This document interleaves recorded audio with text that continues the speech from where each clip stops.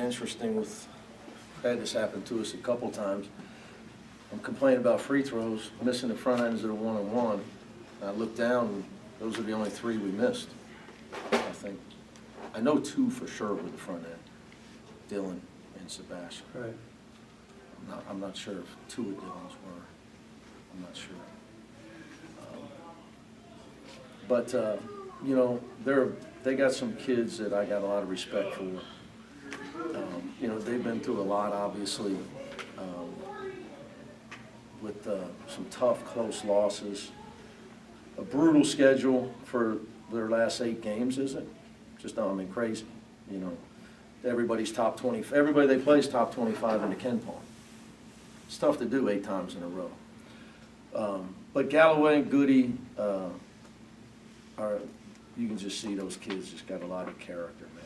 So I got a lot of respect for them. You know, and then obviously with the coaching situation, they continue to compete. I think I saw them on a close to the next 4 out or first 4 out or something. That's right. So a lot of respect for their kids that can continue to fight under the situation. And we, you know, we just uncharacteristically turn the ball over Ben in the second half. We don't do that. So we give them credit. They're at home. Their kids, like I said, they kept fighting. They caused it. We had 9 second-half turnovers. We don't turn the ball over 9 times in a game. I mean, we just don't. We turn the ball over 6 or less times usually here lately. So that almost got us.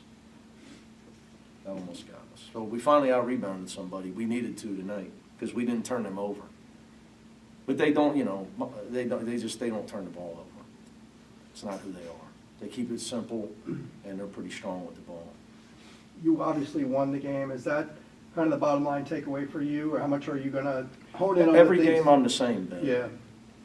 Every game. I know some games, you know, because I'm honest, people think I'm miserable or upset. I go do the same thing every game.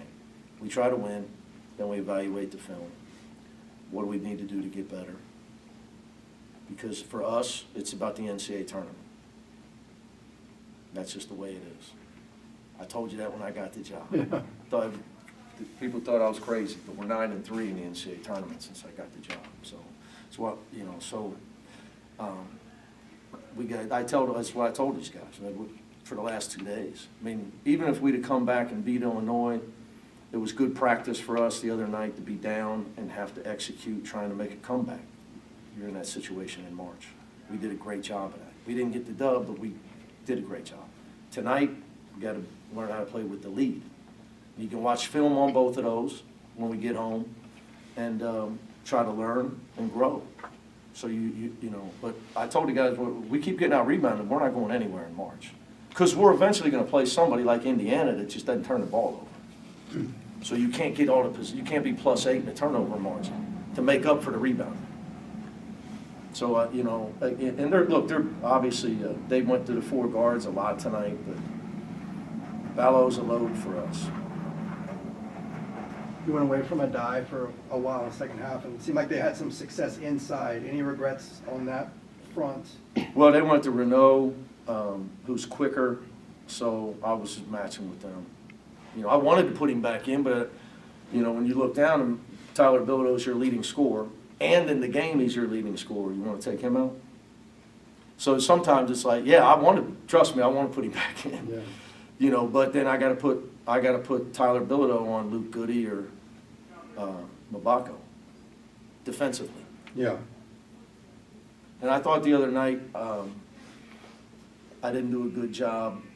Look, I believe so much in Eric Daly that I put him in a bad spot, and I told myself tonight if they play small and they exploit him a little bit, that we got to go 4 guards. So I made that decision. And I thought the other night I did a bad job with that until the end, and then we made the comeback against Illinois. Yeah. So when teams play small, it's just we got the players to do it. And Trent Perry's. It's a great time to play him. Because as you can see, he's really good. He's got a tremendous future. What does it say about Dylan that, stepping up the line, he was 1 of 7, 1 of 4, and at that point he was 1 of 3 on free throws, and to make both of those? not having his best shooting night? I think he's a great kid, and he really cares about his coach, and he didn't want to see me go to the hospital. Yeah. Mick, you talked about that coaching situation Yeah. with Indiana. Is that anything you've given any thought to her that you would entertain? I just think it's tough to do that stuff during the season. Oh, that's not what you're asking. It is. I just think, yeah, it's tough to do that stuff during the season. But actually, it's just, college, the whole thing's gotten so crazy, because we had a couple coaches did it, right? Tony and Coach Larinaga, they did it. Leonard, the coach I replaced, it happened to him during the season. I don't like to see that. As far as me, I would never comment on a coaching situation. It'd be wildly inappropriate, because I'm the son of a coach, and the way I look at it is that Mike Woodson's the coach at Indiana. That man's coaching his basketball team. And he is a national champion. I happen to know him. I know Kenya Hunter on his staff extremely well for many years. I have tremendous respect for their kids and their team. And to me, nobody should say anything that distracts from anything with them, with that. So I just think it would be wildly inappropriate. And that mostly for what I said, my respect for Coach Woodson. He's over there coaching his team. That's all that anybody needs to. I understand you guys got to do your job and you got to ask. It's just that's my stance on that stuff. Sorry to follow up, that more so that you're kind of a name on these hot boards that Yeah. are coming out. And You know what? Here's how I look at that stuff. You might be on your hot boards. They might want my ass fired on our hot boards. That's how I look at that. So hey man, I stay off the hot boards. I want to ask it. They might, I'm just telling you, man, that's just the way it is. I want to ask it in a little bit different. You can go from one board to the other real quick, hiring fire, you know what I'm saying? You're a Midwest guy, very Yeah. familiar with this Indiana program. Kind of, just what's your impression, not for you specifically, but just like kind of the appeal of Indiana in 2025, because they obviously do have. I think, look, there's obviously blue blood jobs. And there's, people write these articles now, like because we haven't won the title since '95. But, it's never going to change. Like the Yankees are always going to be Yankees. UCLA basketball, Indiana basketball is always going to be, it's just the way it is. So that's, I don't think that, even though what's it been since since Steve won it with Coach Knight. So, but it's still, it's still the Hoosiers, man. Do you think that still carries weight, like the history part of it? Or? Here's what I would tell you about programs. Okay, I think their programs, it's changed because of new rules. I used to always say you got to have support commensurate with expectations. Okay, now I can't answer those questions, only for UCLA. You got to have support commensurate with expectations. To be a great program, you got to have great tradition, and you got to have great fans.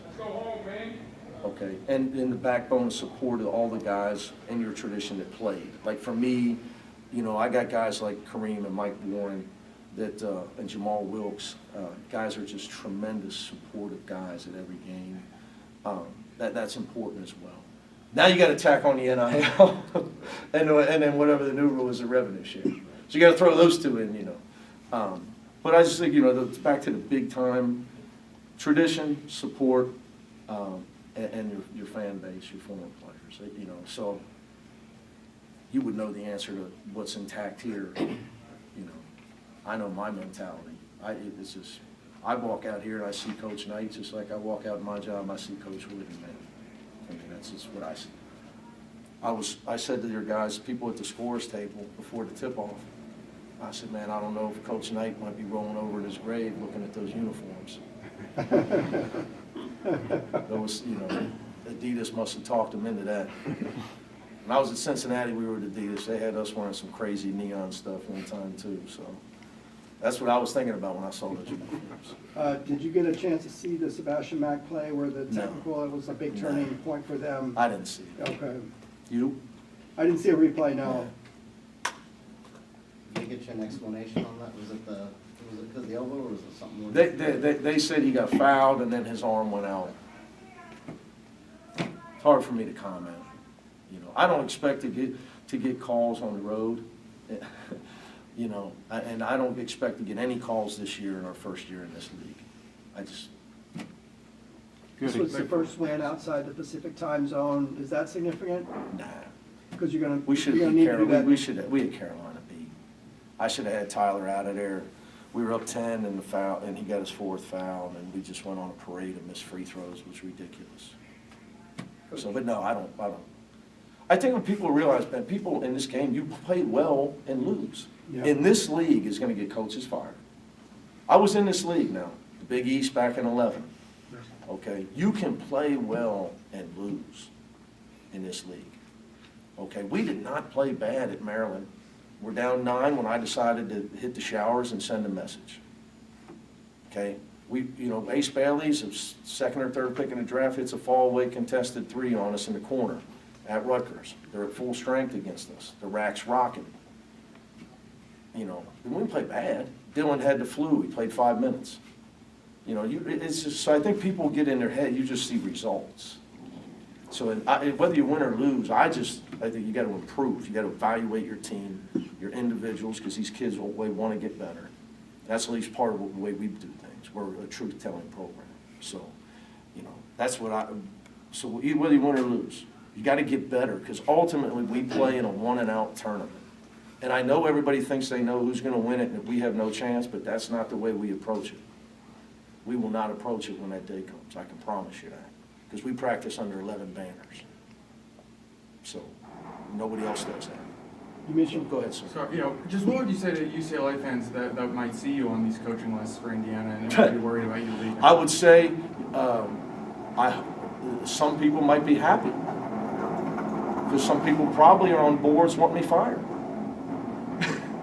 I mean, this is what you got to understand, that stuff in this business, and I'm being dead serious.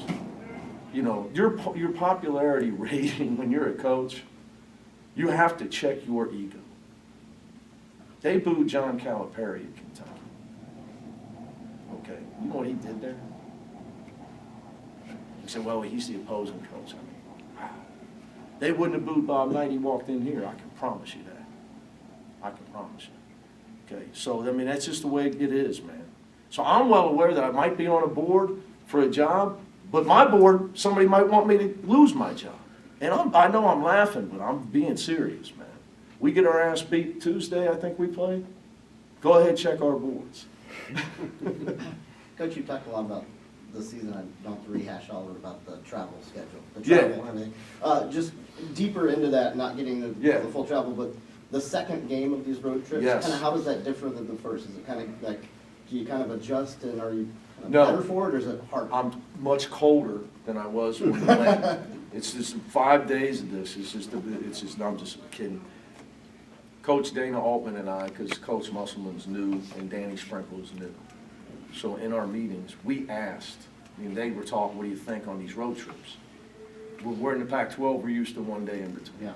That's that one. So you gotta leave the day before, you play, get to your next place, you play, you get back, you're losing, so we left on Monday morning, we're gonna get back Saturday morning tonight at 2 a.m. Yeah. It's too much class.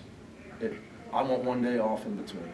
Now, some of my Big Ten coaching brethren said, oh, you gotta have 2 days of game prep. To my answer, my main man, Coach Izzo, was, you're the greatest 1 day prep guy in history. You've never lost an Elite Eight game. He's 8-0.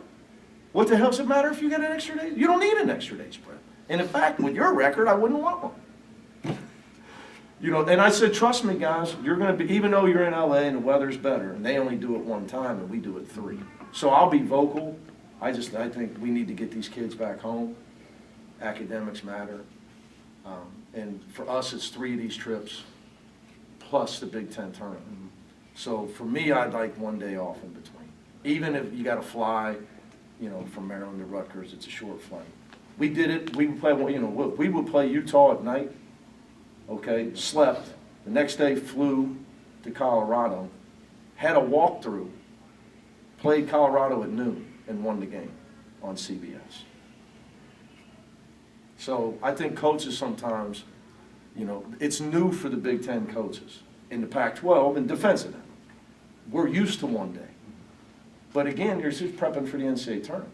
So that would be my request on it. my favorite question. But I don't predict anybody will listen to anything I say. But it's just so you know. I do not, the only thing I have in common with Coach Izzo and his clout is we're both short. He and Matt will probably have the same. You know, I like to ask about springboard after good performances. So Trent Perry. You do love the springboard. I do. It's his thing. If your guy's a good game, is he gonna spring forward? I hope so. Yeah. Does it give you more confidence in him, a performance like I've that? had confidence in him. It's just trying to find him the right time to get him the minutes. And I thought I should have done it more at Illinois. I blame, after, I beat myself up after every loss. And I thought we should have played small. I put Eric in some tough situations playing against Illinois, and there's a chance to play him. Because when they decided they were going to play small tonight, it was a chance to play Trent, get him minutes. He's had a great attitude throughout being a McDonald's All-American and having choppy minutes. You can't possibly have a better attitude than him. My athletic directors and some of our donors watch our practice, but my close friend Ryan Wolf from Martinsville, he's a he knows the game, guys. And he said that kid got one shot in your practice. He got one shot. Never stopped talking, never stopped hustling, was always in the right spot. That kid's going to be a great player. He's a winner. You can really win with him. So, Is everybody fully recovered? the guy was finally there. Yeah, Okay. him and Tyler were hurting bad. Then it went from stomach virus to respiratory. Yeah, I got to gain some weight back. So, hoping Doug's got something edible here on the bus. All right, we ready? All right, man. Thank you.